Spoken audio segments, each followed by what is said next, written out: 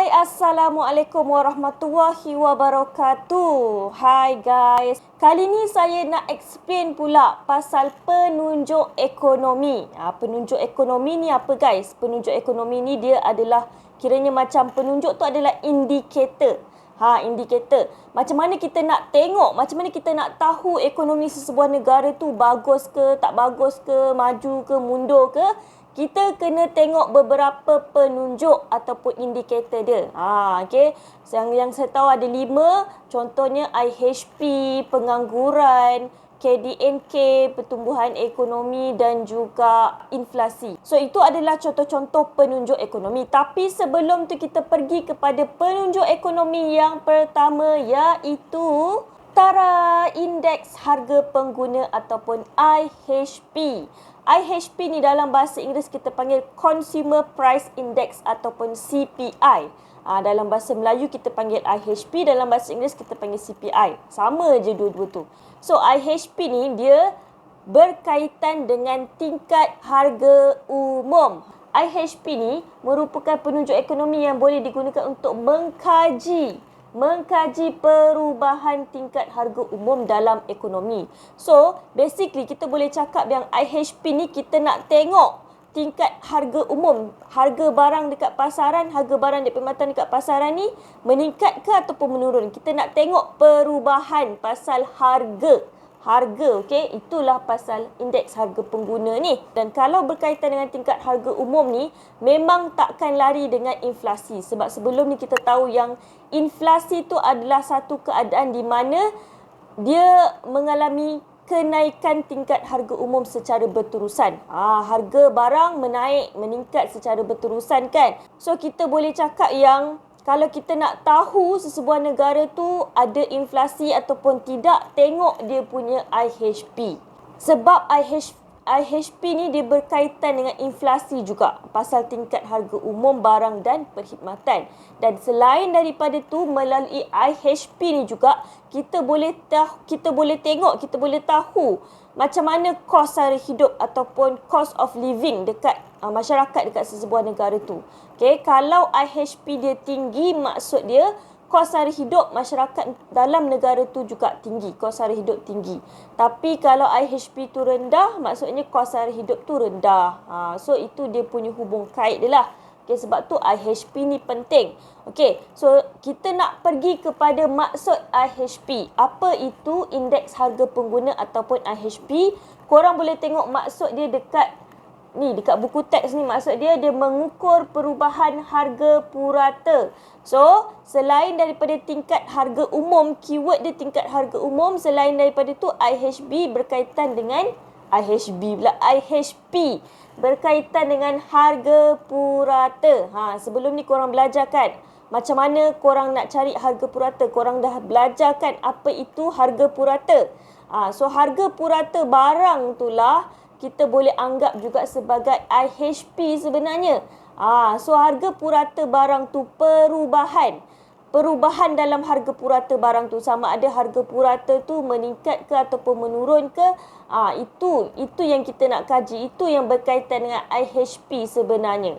Perubahan dalam harga purata barang dan perkhidmatan. Okay, harga purata.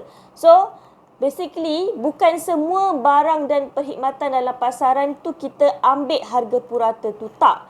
Dia berdasarkan sekumpulan barang dan perkhidmatan yang terpilih dalam ekonomi.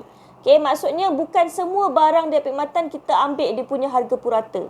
Ada tertentu. Kita kelaskan barang-barang dan perkhidmatan tu mengikut kumpulan tertentu. Okay, seperti yang korang tengok dekat sini.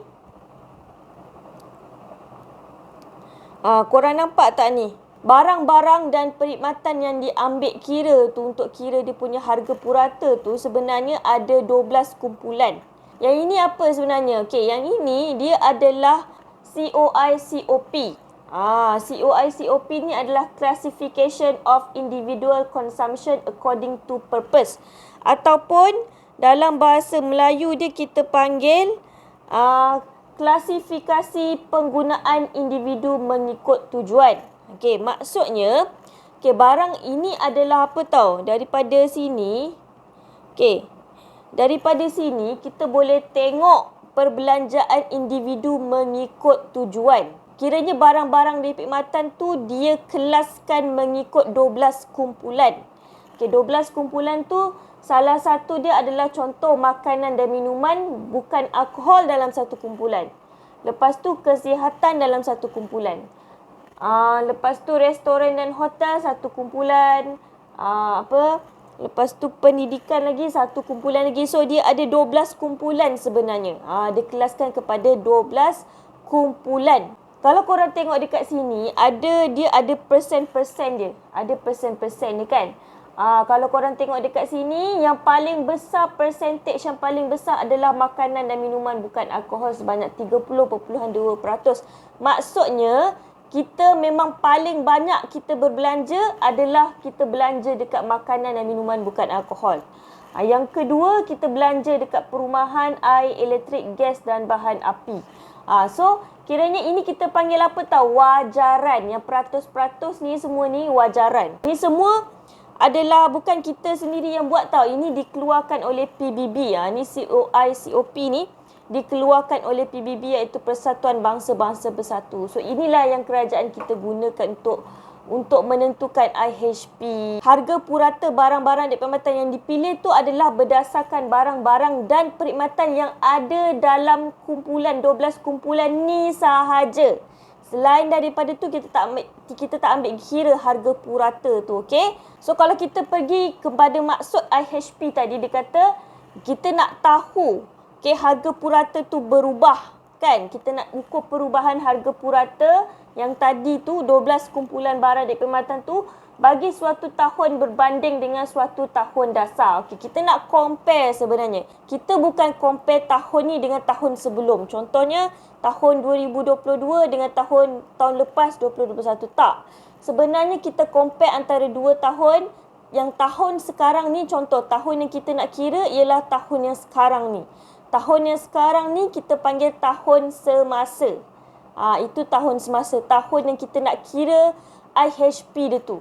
Kalau korang tengok dekat sini, kalau kita nak compare perubahan harga purata tu berdasarkan 2 tahun, iaitu dia ada tahun semasa dengan tahun dasar. Tahun semasa tu adalah tahun yang kita nak kira IHP dia tu berapa. Contohnya kita nak kira IHP untuk tahun 2010. So 2010 itulah tahun semasa dia. Ataupun kita nak kira IHP untuk tahun sekarang ni, tahun 2022 ataupun 2021. Kalau 2022, so tahun semasa dia adalah tahun 2022. Okey? So itu tahun semasa. So kita kena compare tahun semasa dengan tahun dasar. Tahun dasar tu adalah tahun di mana IHP dia tu adalah 100. Nampak tak? Dia tulis tahun dasar diberikan nilai indeks 100. Nilai indeks 100 ni maksudnya IHP dia ataupun tingkat harga umum dia ataupun harga purata barang dia 100. Faham tak? Okey. So, kalau dia punya IHP dia 100, mana-mana tahun lah. Okey. Kalau tahun tu IHP dia 100, itu kita anggap sebagai tahun dasar. So, kita kena compare tahun semasa dengan tahun dasar. So perubahan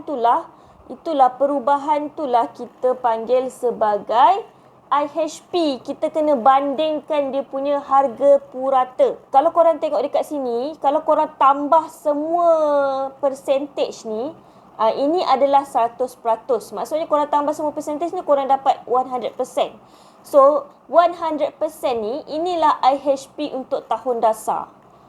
Maksudnya kalau kita nak kira IHP, kalau kita nak kira IHP tu meningkat ke ataupun menurun ke, kita kena tengok IHP pada tahun dasar. Contoh, kalau kita kira IHP, tahun ni lebih daripada 100%. Contoh, lebih daripada 100%. Kita kira tahun ni, lepas tambah semua percentage ni, kira dapat 150% contohnya. So lebih 50% daripada yang sepatutnya ni. Maksud itulah berlakunya kenaikan IHP. IHP tu meningkat. Kiranya kalau kita nak kira IHP tu, kita kena ambil IHP tahun dasar sebagai asas perbandingan. Kalau lebih daripada 100 tu maksudnya IHP meningkat. Kalau kurang daripada 100 tu maksudnya IHP menurun. Yang tu korang kena faham lah. Okey? Kita kena tambah semua percentage ni. Tengok dapat tak 100? Lebih daripada 100 ke ataupun kurang daripada 100? Okey, ni contoh IHP korang boleh tengok. Okey, kat mana yang IHP, tahun mana yang IHP dia 100? Kat sini. Tahun 2010. So, tahun 2010 ni kita boleh anggap sebagai tahun dasar di mana IHP dia 100. Okey, katakanlah kita nak kira IHP untuk tahun 2013. Contoh 2013. Okey, kita nak buat perbandingan 2013 dengan 2010. Kalau kita nak buat perbandingan tu, kita kena buat perbandingan berdasarkan harga dasar, tahun dasar dia. Okey, so tahun semasa dia, katakanlah tahun semasa dia tahun 2013, kita bandingkan dengan tahun dasar tahun 2010. So 2013 contohnya 107.1 tolak dengan 100. So dia punya perubahan ataupun dia punya perbandingan dia tu, dia punya perbezaan dia tu adalah 7.1. Maksudnya IHP dia meningkat sebanyak 7.1.